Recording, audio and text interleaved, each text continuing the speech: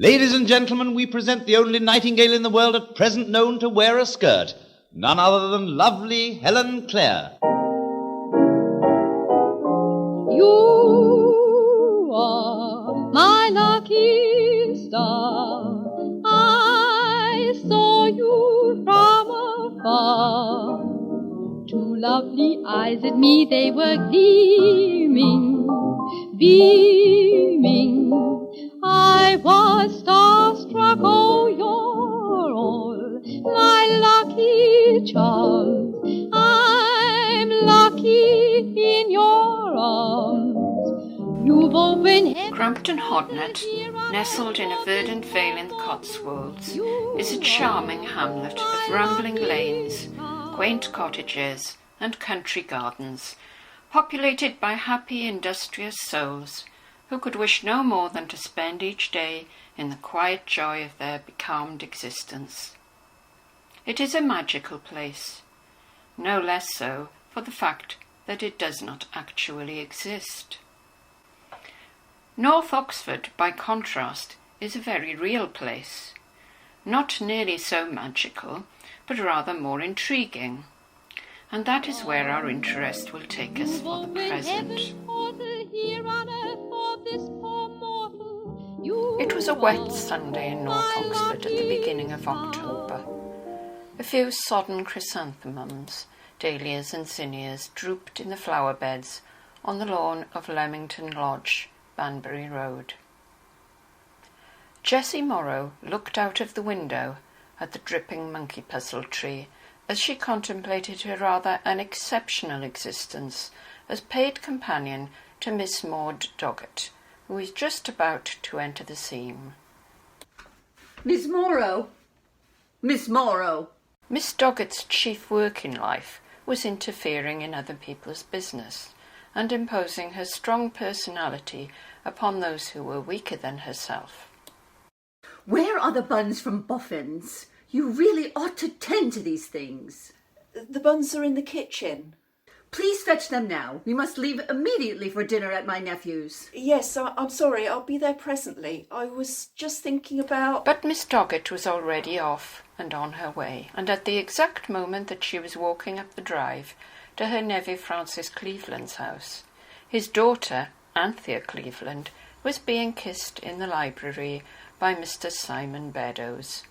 Miss Cleveland, you should know that although I was not even aware of your existence until I walked into your drawing room today, it is a fact that I have fallen desperately in love with you.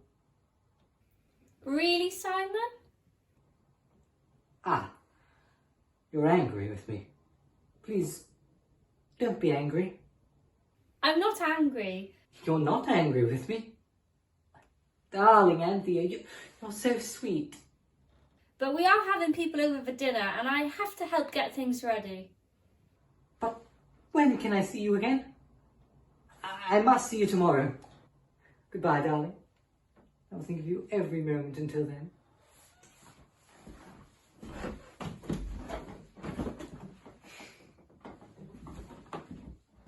Miss Doggett watched every moment of this impassioned drama through the front window. Now, as she entered the drawing-room, Margaret Cleveland was making last-minute preparations for their dinner party. Margaret, who is that young man who went just now? Oh, that was Simon Beddoes. His father was British ambassador to Warsaw or something like that. Really? Then he must be the son of Sir Lisle and Lady Beddoes. Sir Lisle died a year or two ago. I believe he left a considerable fortune. As the remainder of the party arrived, Miss Morrow and the vicar, Mr. Wardell, and his wife, Margaret Cleveland set the table arrangements. The vicar and Mrs. Wardell here, Miss Doggett here, Miss Morrow here, and Francis at the head of the table, of course. Francis Cleveland, a fellow of Randolph College and a university lecturer in English literature, was a fortunate man with a comfortable, easy occupation and nothing to do but give the same lectures and tutorials he had given for the past 25 years.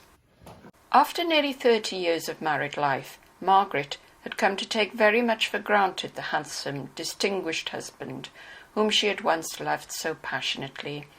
Indeed, she even thought poor Francis rather a bore sometimes. At length, the conversation turned to the impending arrival in North Oxford of the new curate. His name's Stephen Latimer. I think he's awfully good looking, don't you, Ben? I can't say that I've really noticed. He does seem an able young man, though. Quite cultured, too, I should think. Where's he going to live? There's the rub. He tells me that he'd prefer to live with a family in the parish. I can understand that a cultured young man would wish to live with people of his own class. As a matter of fact, Miss Doggett, I was thinking that perhaps, that is just perhaps, you might like to have him. Of course. But I don't pretend to be a young woman. I don't think I could spend my time running up and down stairs with glasses of hot milk and poached eggs. Oh, I would do that. I hardly think that would be necessary. Oh, Ben, you know it wouldn't be necessary, but it always happens with curates. Don't you remember Willie Bell, our former curate, who had lodged with a widow and eventually married her? I hardly think this is the same sort of thing. There are no widows in Leamington Lodge. But there are 2 spinsters. Surely that's just as dangerous. No, it is not. Mr. Latimer would be quite safe in my house. I can see to his material welfare, and I believe he will find the atmosphere of my house an extremely cultured one.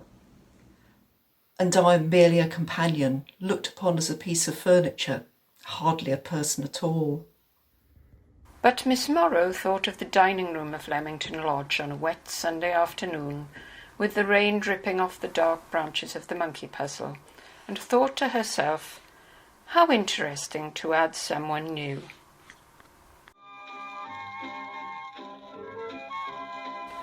In anticipation of Mr. Latimer's arrival, Miss Morrow was in her bedroom experimenting with rouge on her cheeks.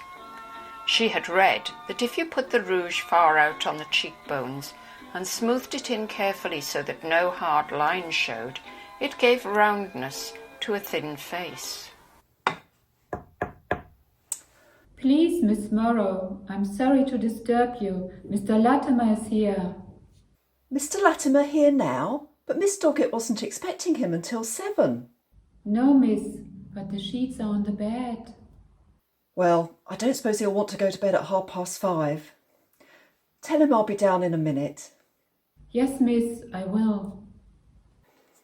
Oh, it's especially noticeable around the lips. Your lips will never look so tempting. Oh, how humiliating to be caught out in such folly. At last, when she had ruined a white linen handkerchief and removed what seemed to her nearly all the unnatural colouring, she hurried downstairs. I don't know what Miss Doggett will say. She isn't here yet. What a curious greeting. Women usually gush with delight when they meet me. I'm terribly sorry, but I found myself catching an earlier train, and I thought I could probably leave my luggage here, even if you weren't ready for me. Oh, we are ready, quite ready. Mrs. Wardell said he was good looking. He's tall too, with broad shoulders. Well, I'd better show you to your room. Thank you. That would be very kind. Miss Morrow led the way.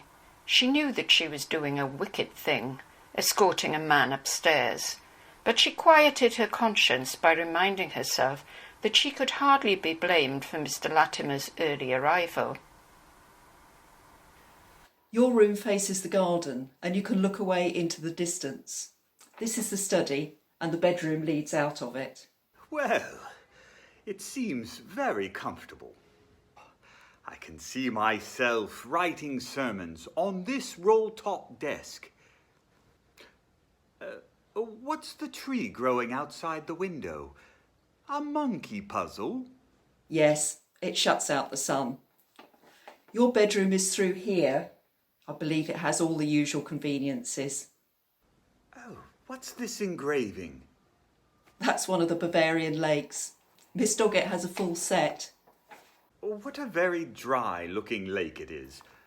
One can't imagine that the water could ever be wet.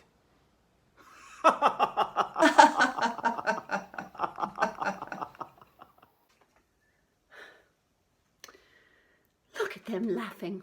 And she's painted like a harlot. What perfidy and deceit. Good evening. Pardon me, Miss Doggett. My profuse apologies for arriving earlier than expected. Most inconsiderate of me. Why, not at all. The sooner to make your acquaintance, the better. Isn't that so, Miss Morrow? Where did you go? Do you like a hot water bottle at night, Mr. Latimer? And do you prefer China or Indian tea? A fire will be lit in your room every morning, of course. Mr. Latimer sat like a handsome, complacent marmalade cat, lapping up Miss Doggett's painstaking attentions like warm milk. I think dinner is ready now. I hope you can take veal, Mr. Latimer. Oh, yes, Miss Doggett. Veal would be lovely. Oh. They walked into the dining room, talking happily about dyspepsia. At 10 o'clock, they retired to bed. Ah, good. A bedside lamp. Mr. Latimer distrusted all women under the age of 50, and some over it, for he was an attractive man and had been much run after. Once, indeed, he had even got himself caught in the tangles of an engagement, so that before he knew it, he found himself strolling with a young woman before the windows of Waring and Gillow, looking at dining-room suites. Fortunately, they had not got beyond looking, although there had been some unpleasantness and nearly a breach of promise case. He was thankful that he had chosen to live with an old lady and her companion in North Oxford, where he would be safe from the advances of designing women. I believe I'll be quite comfortable here.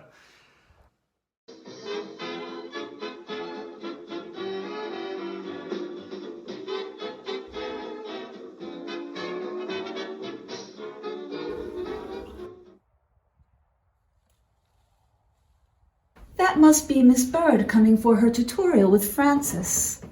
Such a pretty girl she is.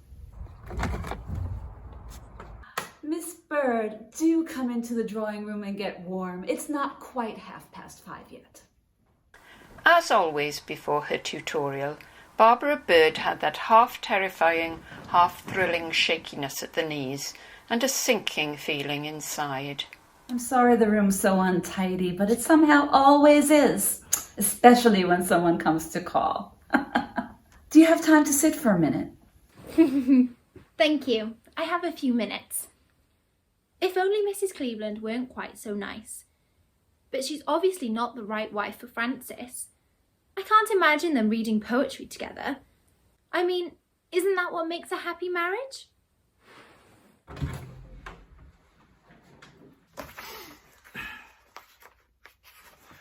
Good evening, Miss Bird. And what have you got for me today?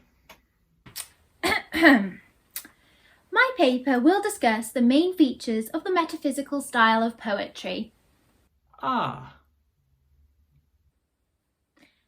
Love of other sights and make one them reading poetry and make one little room and make one them reading poetry together. For love of other sights controls and make one little room everywhere. That's all. Well, Miss Bird, that was a slippery subject, wasn't it? But you managed it pretty well. Yes, pretty well. Pretty well. Francis needed the repetition as he tried to remember what the essay had been about. I'm glad it was all right.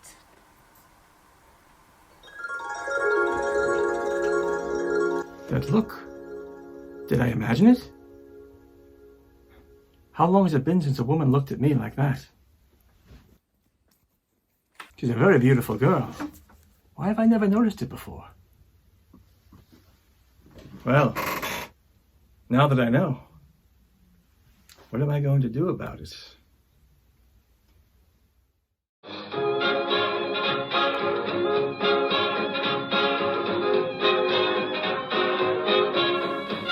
Every year, Miss Doggett made herself the chief figure at the winter sale of work, although she did little to help in the preparations. Now, Miss Morrow, you ought to be at your place at the stall. I do hope Lady Beddoes arrives soon so we can officially start our proceedings. She's awfully late. All the women who were not serving at the stalls were clustering round Mr. Latimer. Mr. Latimer, do you like my dress? I must compliment you on your tasteful attire. I think my dress is well suited to the occasion. Oh, yes, indeed. I would never dream of asking a man such a question. For so long now, I have worn the sort of clothes about which nobody could say anything complimentary without telling lies. Mr. Latimer was glad when, by some movement of the crowd, he found himself next to Miss Morrow. How much longer will this last? It will last as long as you stay here. Are there no sick people I ought to visit? There are no sick people in North Oxford. They are either dead or alive. It's sometimes difficult to tell the difference, that's all. Oh, Mr. Latimer, you must have a pair of these bed socks. Are you interested in Morris dancing? Have you tried my chocolate cake? You must come to supper on Sunday night. And so it went on.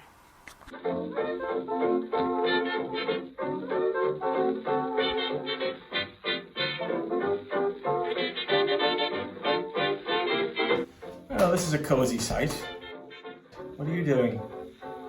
I'm mending your socks. I don't know how you can sit about all afternoon doing nothing.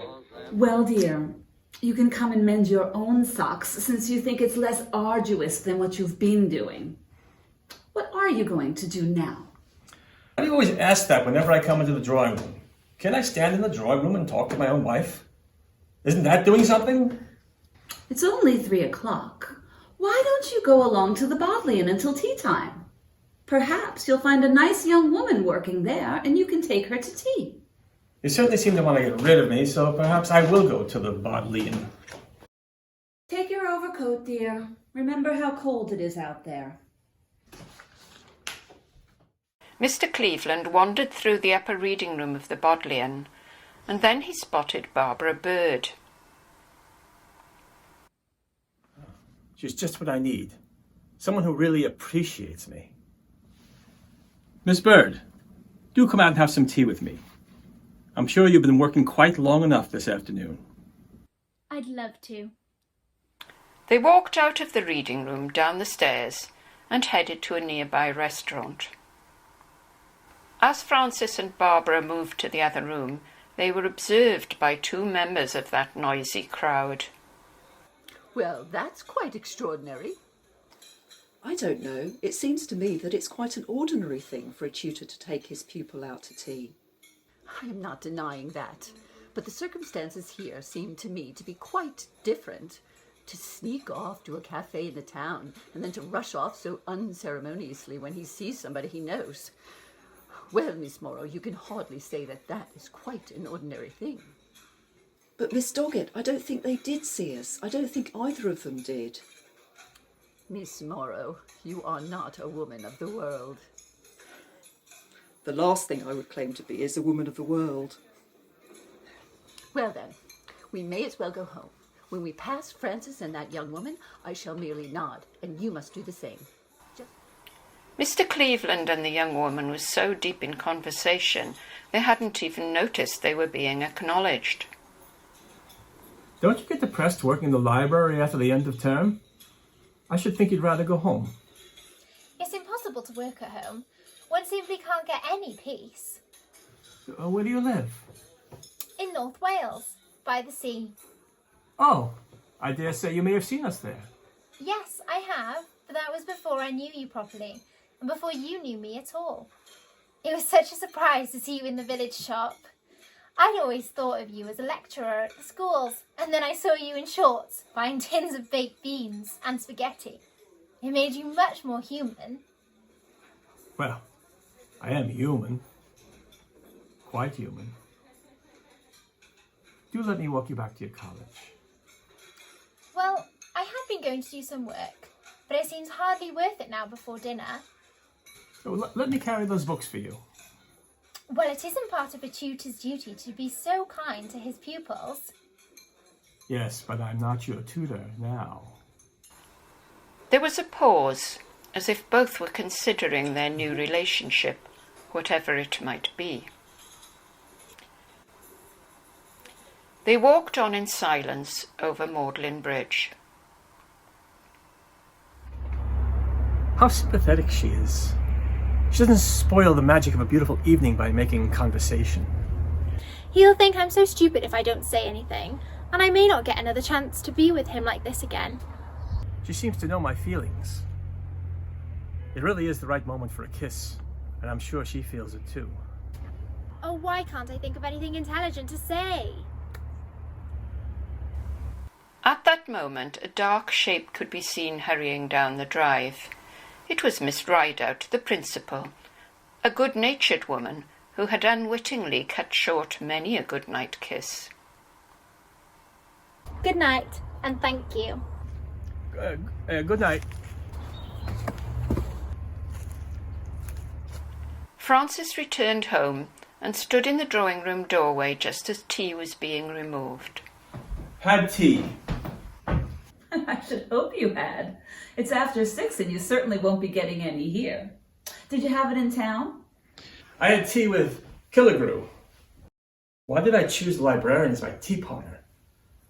I believe this is the first time I've ever told Margaret a deliberate lie. Yes, we went to Fuller's. Killigrew was reciting Paradise Lost. The beauty of the work is certainly lost through a mouthful of walnut cake. He looked ridiculous. Won't you recite some now? Whatever for? Don't you remember? She stopped, because she was herself being ridiculous now, for there was surely something essentially ridiculous in remembering how Francis had once recited the whole of Marvell's to his coy mistress to her over tea in Boffin's. Did you see anyone else that we know in town? Now, the whole of North Oxford was there, I should think, so I probably did see everyone we know.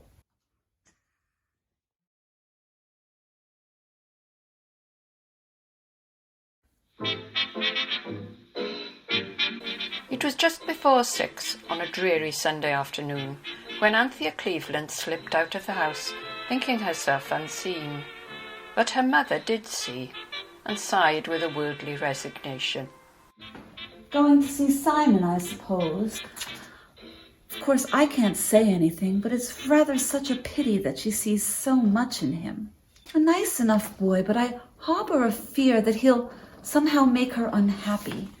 It would be so much better if they were just friends, but young women today just don't seem to be content with that. It's either love or nothing. You're making quite a meal of the Sunday Times. You never know when you're going to be Prime Minister. The niceties duly performed, they fell into each other's arms and traded soft words and kisses in the late afternoon twilight. When lights came on about the quadrangle, the happy lovers blinked like ruffled owls and stirred from their languid embrace. Yes. Shall we walk about? And so they walked along the street, holding hands and looking into each other's eyes, completely unconscious that there were other people on the pavement.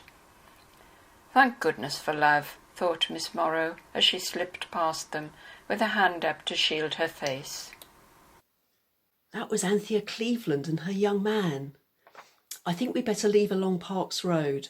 We're less likely to see anybody there. What a good thing the vicar was preaching tonight. Though, of course, he'll wonder what's happened to you. I wonder what I ought to tell him. Why, the truth, of course. The truth? Yes, say that you took advantage of Miss Doggett's being away from home to go for a walk on Shotover, and then discovered that you couldn't possibly get back by 6:30. And then no buses seemed to come, and it started to rain, and it was 7 o'clock before you were back in Oxford. But it sounds so silly. It makes me out to be such a feeble, inefficient sort of creature. Well, men are feeble, inefficient sorts of creatures, but you can lay the blame on me if you like. Women are used to bearing burdens and taking blame.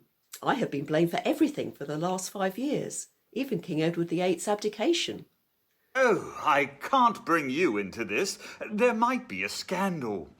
If you think anyone could make up a scandal about me, you flatter me. Companions to old ladies are supposed to be unworldly. To imply the contrary is surely a compliment.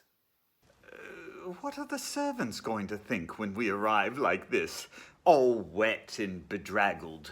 Florentine will have gone out, and old Maggie never notices anything. We can slip upstairs. Slip upstairs? Why, it sounds almost immoral.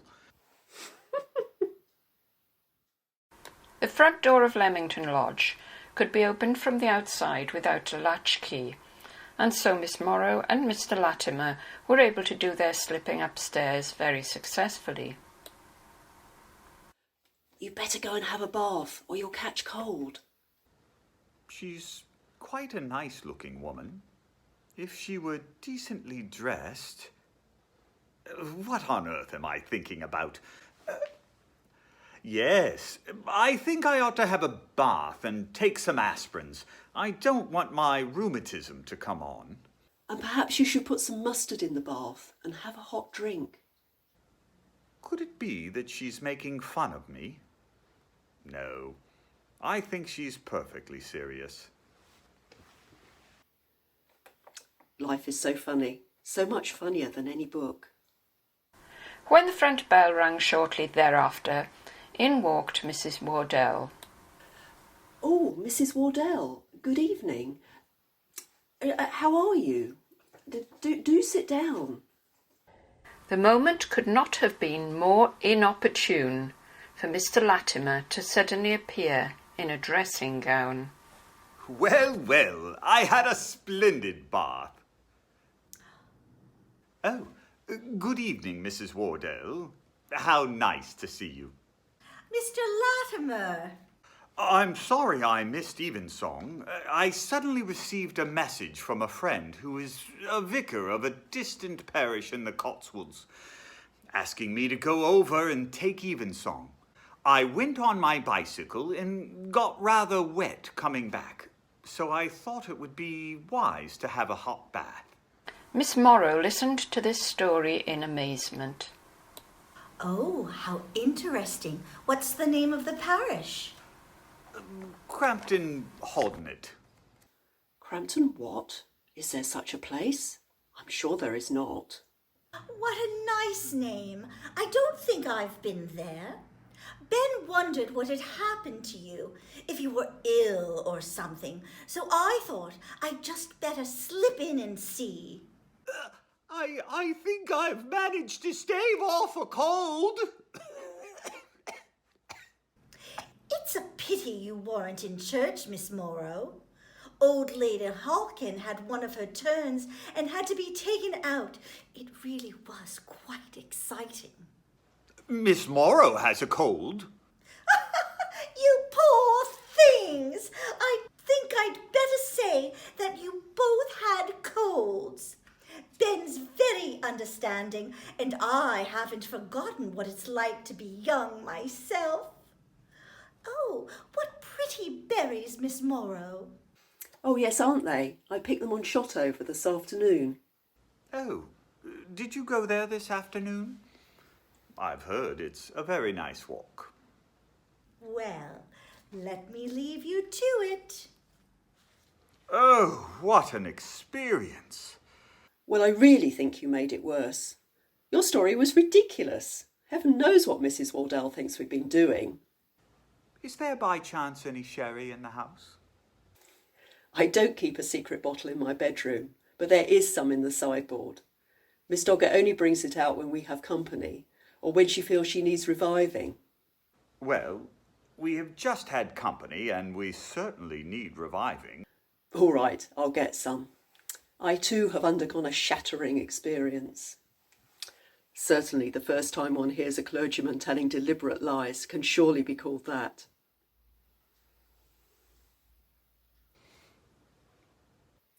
You must let me propose a toast. I think we should drink the health of your friend, the Vicar of Crampton Hodnet.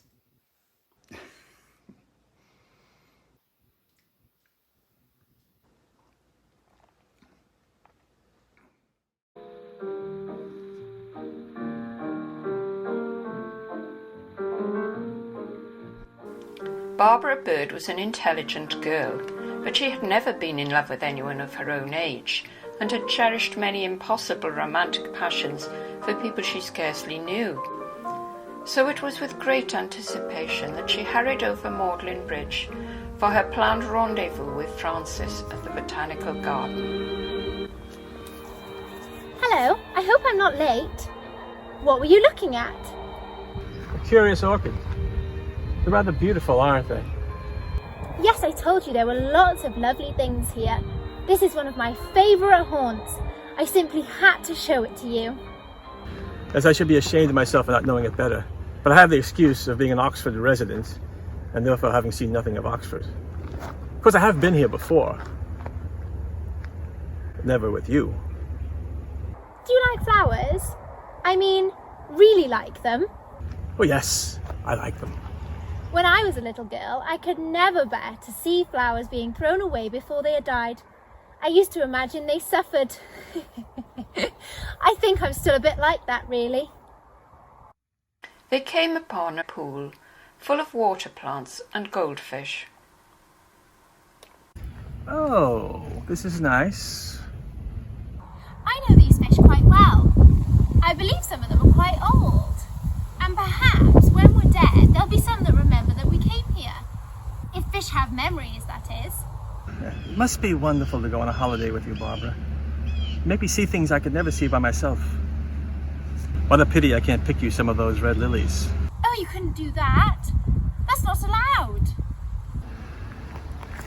Let's walk round this way.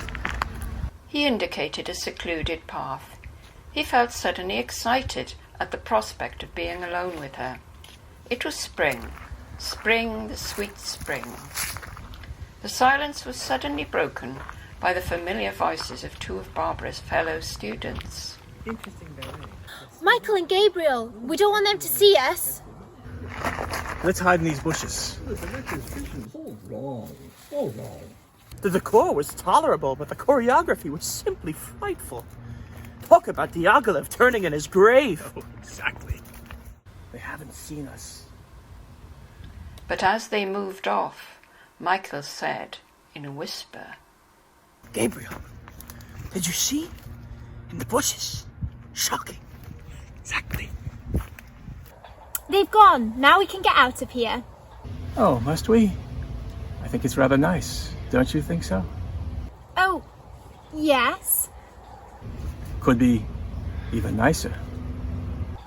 I think we'd better be platonic. It makes things so difficult if we aren't.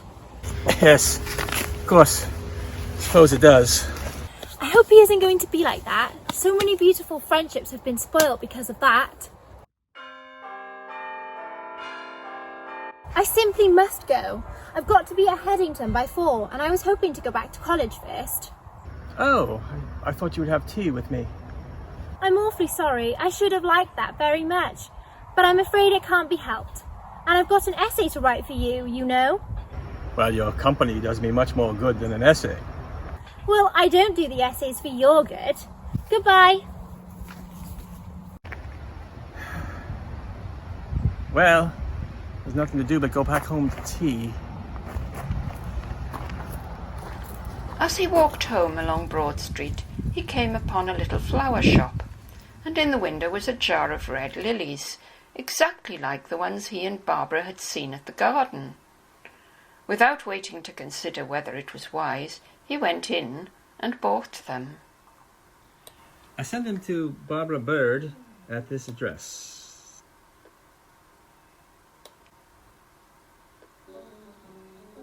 It was in the middle of a rather dull and dreary meal, boiled mutton with caper sauce, that Stephen Latimer took note of Miss Morrow in her new green dress, with its abstract promise of spring, and it had again occurred to him, the realization that he might do worse than marry her. Of course that's what I should do. How pleased she will be. We really ought to be quite happy together. That is perhaps the most one could expect of any marriage, and more than many people got. He could hardly wait for dinner to be over, and Miss Doggett went off to bed. Well, we shall have an evening to ourselves. Yes, I wonder if there's anything good on the wireless. Oh, don't let's have the wireless. We so seldom have a chance to be by ourselves. Let's make the most of it. I think we always get on very well together. A curate and an old lady's companion. What else would you expect? I meant that in some ways we seem to be very close to each other, very near. You must feel it too. The gloom here, the sense of being imprisoned. Of course I have, but it's different for me. I'm a paid companion, and as such I expect gloom. It's my portion. But on the whole I'm lucky, and I really enjoy life. You enjoy life? Yes, of course I do. And you ought to even more because you're young. But I'm not. We're neither of us young, if it comes to that. But we aren't old yet. Oh, Miss Morrow, Janey! My name isn't Janey. Well, it's something beginning with J. How annoying to be held up by such a triviality. What does it matter what her name is at the moment? It's Jessie, if you want to know, or Jessica, really. Oh, Jessica, couldn't we escape out of all this together? Oh dear, you must excuse me, but it's so odd to be called Jessica. I think I rather like it. It gives me dignity. Well? Well, what? I said, couldn't we escape out of all this together? Do you mean go out this evening, to the pictures or something? I'm asking you to marry me, to be my wife. Oh, I see. I thought you meant just to go out for this evening. You might at least give me an answer. Well, I'm certainly flattered that you should have wanted, or thought you wanted, to marry me, but I'm afraid my answer must be no. I don't think you're quite yourself this evening. Perhaps you're overtired. I'll ask Florentine to make you some Ovaltine, shall I? You might at least give me the credit of knowing my own mind. I respect and esteem you very much. I think we might be very happy together. But do you love me? Love you? But of course I do. Haven't I just told you? You have said that you respect and esteem me very much, but you said something about escaping together. Hasn't it occurred to you that if we did, you would soon find yourself wanting to escape from a marriage with a woman you didn't love? And how much more difficult that would be than just finding new lodgings? You don't seem to realise that one can learn to care. No, I don't. Learning to care always seems to me to be one of the most difficult lessons that can be imagined. How does one set about it? Perhaps we might do it together, like Russian, in the long winter evenings. Now, Jessica, you're just being frivolous. I have asked you to marry me, and you have refused. Is that it? Yes, we don't love each other, and I'm sure you could do better. There will be something else for you. I know there will. And what about you? Me? Well, my life will go on just the same as usual. But I shall always be flattered to remember your proposal. Jessica. I think it had better be Miss Morrow, Mr. Latimer. We don't want Miss Doggett to notice anything, do we? I think I shall go for a walk. Yes, do. It's quite a nice evening. Well, it has been an occasion after all. A man has asked me to marry him, and I refused. But did a trap curate count as a man?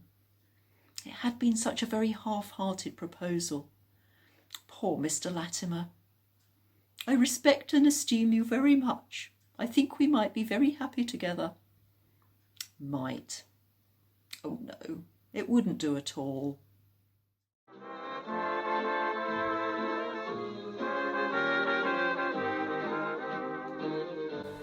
Margaret was not surprised on a sunny May morning when Francis Cleveland made an announcement at breakfast. I'm going up to the British Museum today to do some work on my book. He did not think it necessary to add that he was taking Barbara Bird with him. For goodness sake, do get yourself a good lunch and tea, dear. I don't know if they still have that depressing tea room, but please don't go there. I have no intention of going to the British Museum tea room. I wish Margaret wouldn't fuss. Why, she makes me feel guilty as if I'm deceiving her or something. I'm doing nothing of the kind. He and Barbara caught an early train from Oxford to Paddington. Edward Killigrew, who also happened to be going up to the British Museum that day, spotted them on the train. At 2:00, he saw them leave the reading room and turn to look at the autographs and manuscripts. Edward padded along behind until he managed to get quite close. I'm glad I wore shoes with crepe rubber soles. I overheard many an interesting conversation at the Bodleian wearing these. Ah, Miss Bird is about to speak. Milton's commonplace book. Just to think of Milton himself writing in it. This must be his handwriting. This is dull. Definitely dull. Mother had thought there might be something between these two. It's so wonderful to see things like this. It gives me an indescribable feeling, so that I can hardly keep from crying. I know it's very silly, really. No, it's not silly at all. It's just how you would feel. Oh, Barbara, I love you. I love you. And you love me, too, don't you? Yes. So much to tell Mother. Oh, what are we to do about it? Well, what can we do? There isn't anything we can do. But we love each other. I love you and you love me, don't you? Yes, I do. Only, how can I explain what my love is like? It's a love stronger than death, but it isn't the kind one does anything about. Well, aren't you sure then? Oh, yes. Poor little Barbara. Don't look so unhappy. We'll find a way. That evening after dinner, Margaret read her novel, while Francis's thoughts were elsewhere. I suppose I ought really to be thinking of a little love nest in one of the remoter Oxford suburbs, with Barbara doing all the housework. Of course, we wouldn't have such large rooms or such comfortable chairs as these. And what am I going to do with all my books? Francis, you're looking so odd. Have you got indigestion? I don't think so. Then it must be the effect of the British Museum.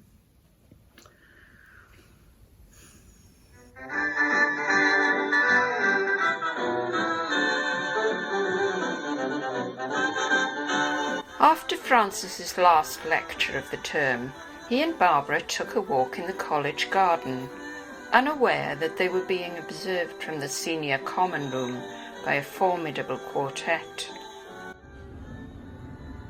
There's Mr. Cleveland again, smiling fondly at Miss Bird. Oh, that man. Men will be the ruination of women. That girl was going to get her first, and now look at what happened. I can't say that I see anything very much happening. We allow men to walk in the garden. I often used to walk in the garden with my tutor, Arnold Penge. You know. Oh, We've all heard about him. Miss Kingsley walked in the garden with her tutor, and nothing came of it. No, nothing came of it. I wonder if anything will come of those two. Mr. Cleveland is a married man. So was Arnold Penge. Where there's light, there's hope, isn't there, Miss Kingsley? Nothing came of it. There's the bell for lunch. Mr. Cleveland will be late for lunch. He'll have to make an excuse to his wife. I wonder if he will tell her the truth. Miss Gurney carried this thought with her when she saw Margaret Cleveland at lunch. Good afternoon, Mrs. Cleveland. Oh, good afternoon, Miss Gurney. Now you tell your husband to keep away from my Miss Bird. I can't have him gadding about with her now. He must wait until the end of term. Schools begin on Thursday, and if she doesn't get a first, I'm going to go into a nunnery. I'll tell Francis to leave her alone. He's always very conscientious about his pupils, and I know he's quite eager for Barbara to get her first. Well, he mustn't go tiring her out. And there's poor Miss Kingsley, looking like a lost soul in the cake department. I'm coming. It was rather odd of Francis to go out with Barbara without saying anything about it. One doesn't like to think that people might be talking about us. I'll find a time to ask him about it casually. She found an opportunity after supper, when she and Francis were by themselves in the drawing room. Miss Gurney says to keep away from her star pupil and not to tire her out. Oh, yes, I took her up on Shotover this afternoon. She looked as if she needed fresh air. You like her very much, don't you? Of course I like her. She's a nice girl. She's intelligent. I can't understand why everyone's making such a fuss.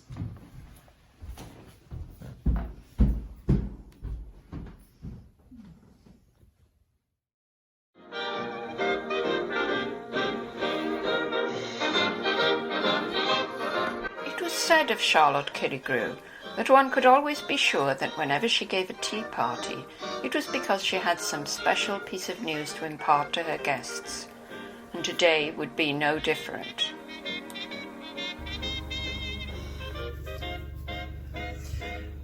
Dear Charlotte, you look splendid. I've been quite poorly. I'm sorry to hear that, Mrs. Fremantle. I always find the heat rather trying myself. Here are Miss Doggett and Miss Morrow. Now we're all here. Let's sit down to tea. Now, we are not gossips. We do not tell stories about people for our own amusement. But there are some things which ought not to be kept secret. And this afternoon, we are going to tell you something we think too important to be withheld. It's my story, Mother. I think you'd better let me tell it. Very well, dear. Tell them what you heard and saw. Yes, tell us. It is your duty, and we have a right to know. Edward then went on to describe his stealthy stalking of Miss Bird and Francis Cleveland, and the remarkable admission. I love you, Barbara. I love you, Mr. Cleveland said very fervently. And what did she say? He asked if she loved him, and she said yes in a very low voice. And then they went away together. Where did they go? Were you able to see? To Lyon's Corner House. Lyon's Corner House? Did you actually creep up behind them and listen to their conversation? How did you manage it? Miss Morrow, I think that's hardly the point. I was wearing crepe rubber soles. Look! What a terrible thing. Terrible. I feel quite shaken. Shall I get you some brandy? No, thank you. I don't need a stimulant. But I should like some more tea. I am an old woman, and this dreadful news has been a great shock to me. I am sure that it must have been. But you have not said anything, Dr. Fremantle. What is your opinion? Well, I think it is really nothing, or at least nothing very much. You mean that you think there's nothing in it? I do not say that. There may be something in it, but I do not believe it's quite as much as you think. After all, Cleveland is a handsome man in the prime of life. What could be more natural than for him to have an affair of the heart? Man is by nature polygamous. We all know that. In the words of Ernest Dowson, they are not long the days of wine and roses. Come on, Olive. It's time we went. Yes, Charlotte. I'm afraid we must be going. It has been so delightful seeing you. You are looking splendid. Yes, we have heard an interesting piece of news. Mind you, I don't think it is quite as important as you seem to imagine. You mark my words, it will soon blow over. Oh, I wish we could all take such an optimistic view of the matter. I am afraid there is going to be a great deal more in this than he thinks. Yes, we felt we could not keep such a piece of news to ourselves. It would have been wrong to conceal it. Miss Doggett and Miss Morrow started home. I blame myself for this. I ought to have acted sooner. I only hope it may not be too late. Too late? Oh, I don't see why it should be too late. Miss Morrow, you know nothing of these matters. It may very well be too late. I would tackle him with it now, but I feel that I must have time to think it over. This matter requires very careful handling.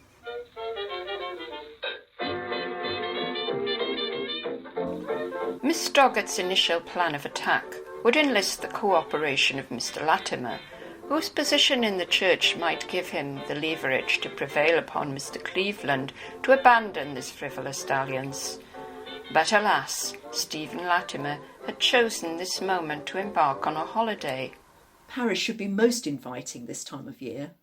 The time of year is particularly irrelevant to our purposes, but nothing for it. We shall have to launch our own assault. Have you got my smelling salts? I may need them for Margaret. Would it perhaps be better if I didn't come? Of course, you must come. Your being there will make no difference one way or the other. There will be no need for you to say anything. How comforting to be a neutral thing, without form or sex. There's something so restful about being somebody who makes no difference one way or the other. As they reached the Clevelands' house, Miss Doggett laid out the plan. I shall confront Francis with the facts and then wait for him to defend himself, if he can. Well, Margaret, we thought we'd come in and see you. Oh, how nice of you. Good evening, Aunt Maud, Miss Morrow.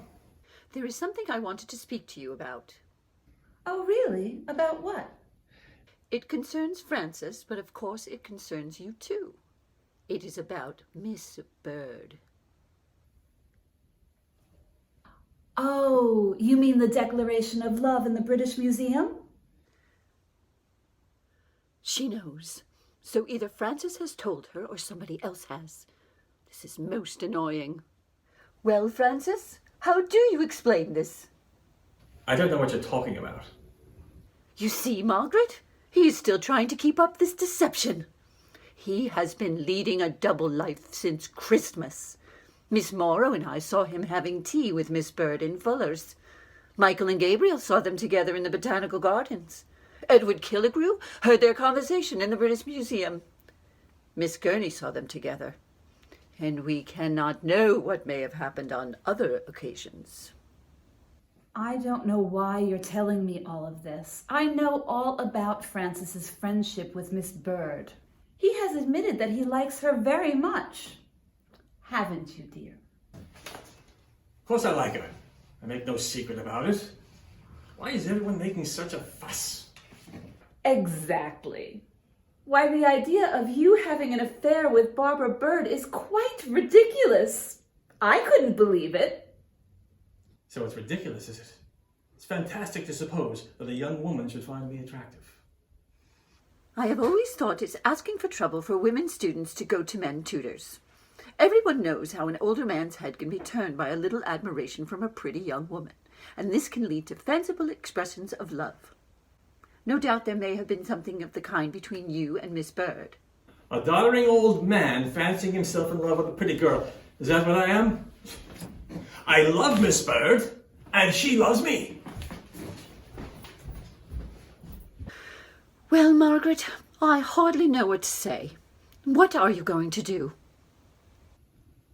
I don't know. I shall have to think about it. There's probably nothing in it.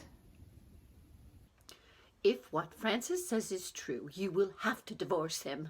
You cannot possibly keep up this farce of a marriage, this hollow, empty thing. It is possible that there may be more than we know about it in this affair. You and Francis can hardly go on living together after this, and yet the scandal of a divorce will ruin him. And think of Anthea. It may devastate her chances. I don't know what Lady Beddoes would say. I'm sure she is a very high-principled woman. Come, Margaret. I think you had better go to your room now. Despite the drama of the previous evening, Margaret Cleveland slept soundly and awoke knowing what she must do. She dashed off a note to Francis and left quietly, bags in hand. Dear Francis, I am going up to London with Anthea for a day or two to see my sister. There are several things I want to get at the sales. It will be such a good opportunity to buy sheets, blankets, and towels, as you know, and also to think over that little matter that cropped up last night. The greatest crisis of our lives, and she refers to it as a little matter that cropped up last night. I too can play at that game.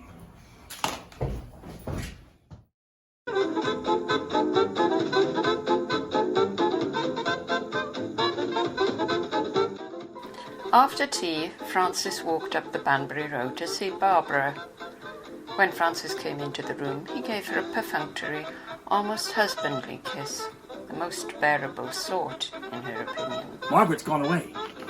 Now we can really enjoy ourselves. We can do whatever we like. Oh, yes, that will be nice. I don't know quite what I'm going to do about my thesis. I looked in Bodleian this morning, and I found something about it in one of those American periodicals. But of course it hasn't been done at all thoroughly. Barbara, you haven't kissed me properly today. Come here. Oh, but I have kissed you. I kissed you when you came in. You're so provoking. I don't know what to make of you. How do you mean? You look so amorous, and really, you're just a cold fish. No woman, however much she values her virtue, likes to have it described in such unromantically blunt terms. Oh, but I'm not cold. It's only that I prefer a more romantic setting than this. Then, how would you like to go to Paris with me? Paris? Oh, Francis, that would be divine. Well, then come kiss me. So she did.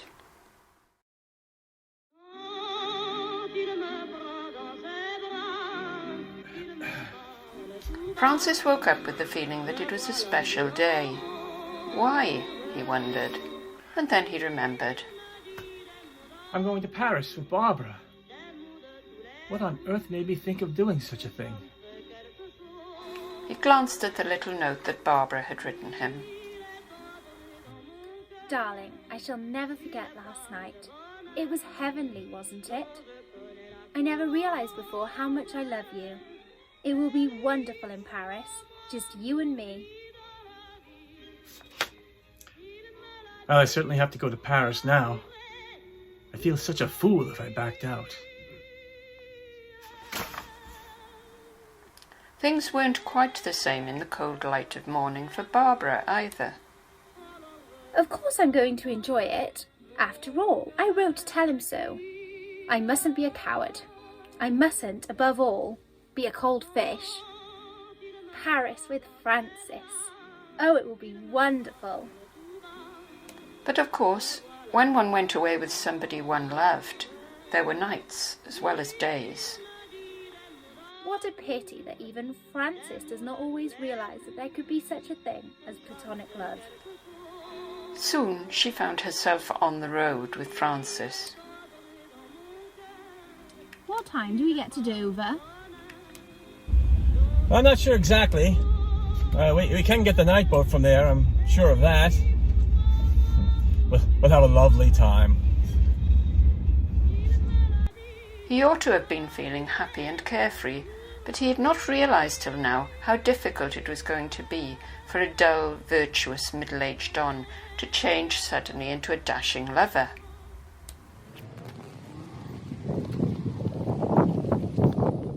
Well, here we are. This appears to be the Druid Hotel. Oh. I better get out and ask about the boats.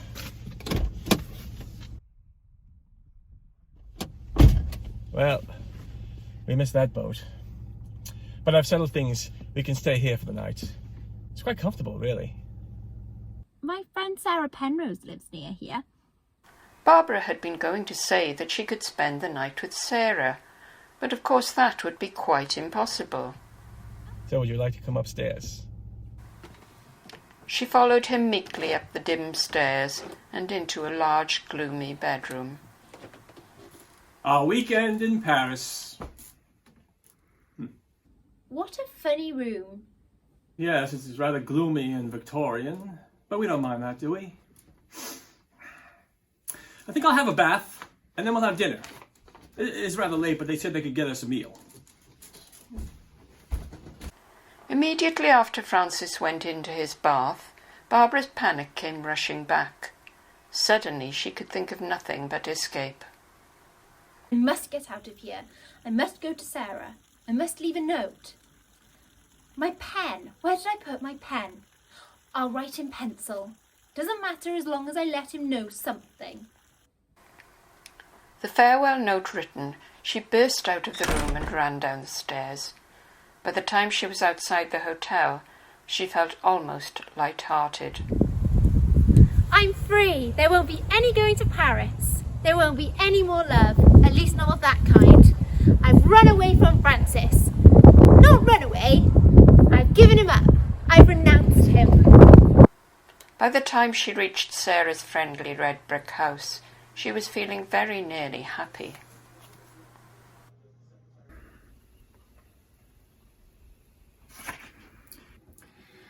What made me embark on this ridiculous escapade? What is love, anyway? He felt melancholy now, but not unhappy. Well, I suppose everything has happened for the best. I'll be back in Oxford tomorrow. I won't let Margaret know I'm coming early. I'll surprise her. Life is very uneventful there, and it would be nice for her to have a surprise.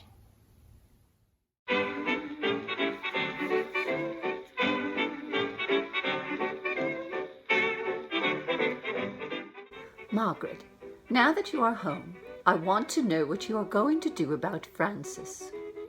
Do? Francis has gone away, and Miss Bird has left her lodgings. It is obvious they have gone together. But where? We do not know, but we shall in time. Oh, I've just remembered. I was talking to Mr. Cleveland one evening, and he said something about Paris. Paris? Why did you not tell us this before? I didn't think it was important. Really, Miss Morrow, it's hardly your business to decide whether a thing is important or not. Oh, Mummy! A letter from Simon, and he's fallen in love with someone else. There. Such a lack of restraint in young people nowadays. If I were jilted, I should keep it to myself. But then she is 20. Oh, what a blessing it is to be 36. Would you like to go to bed, Anthea? Yes, she ought to lie down. The shock has been very great, but it will be much worse when she realizes it fully. Oh, I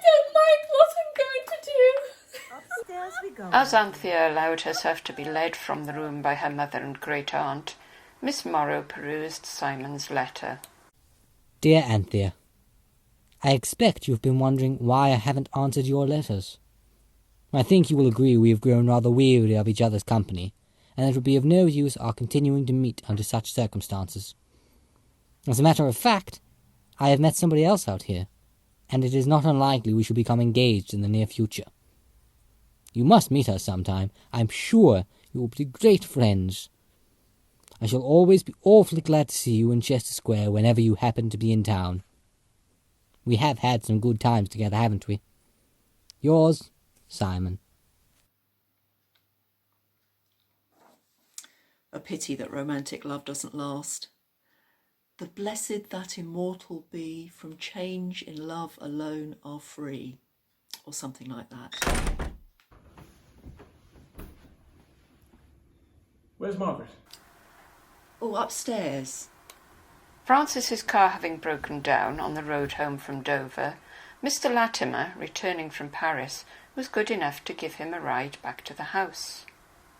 Miss Morrow, something very important has happened to me in Paris, and I want you to be the first to know it. What is it? I have fallen in love. Oh, I see. How disappointing. I had somehow expected it to be something less ordinary. I knew it would happen to you someday. And of course she returns your love. Of course. We're unofficially engaged, in a way. Anyone would think that the world had come to an end. She hadn't even noticed that I've come back. Oh dear, this is a tragedy. Poor Anthea. I've never seen anybody so broken. Will somebody please tell me what's happened? I'm quite in the dark. Is Simon dead or something? The shock of Simon's letter had put the other affair completely out of everyone's mind. Indeed, nobody was taking any notice of Francis Cleveland, not even his wife. He crept unnoticed from the room and went upstairs. And when everybody had at last gone, Mrs. Cleveland found him sitting on his bed, looking bedraggled and pathetic. Why, Francis, dear, I don't believe you're well. I feel hot and shivery, and I've got a headache. I think I've caught a chill. I'll take your temperature. Margaret, listen. I didn't go to Paris. I know. I didn't go to Paris. I only went to Dover. Hush, Francis, you'll break the thermometer.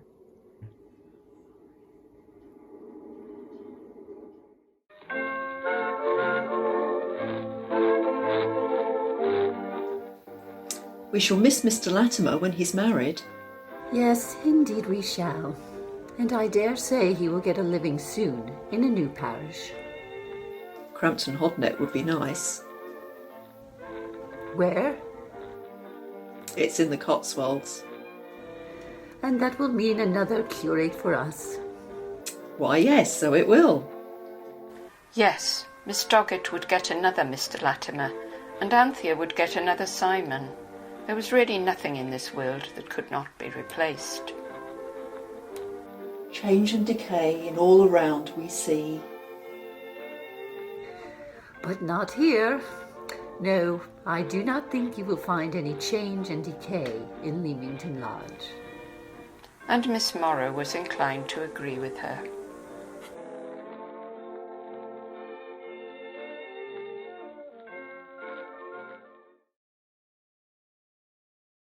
You are my lucky star.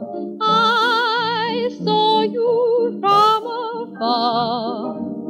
Two lovely eyes at me, they were gleaming, beaming. I was starstruck, oh, you're all my lucky charms. I'm lucky in your arms. You've opened heaven's portal here on earth for this poor mortal. You are my lucky star. Let Let wiser men endeavor their future in the stars to read. I'll be content forever, following where'er you lead. And though each star above me must fade and die when night is past, your light to prove you love me will shine for me until the last. You are my lucky star. I saw you from afar. True lovely eyes at me, they were gleaming, beaming. I was starstruck, oh, you're all my lucky charms. I'm lucky in your arms. You've opened heaven's portal here on earth for this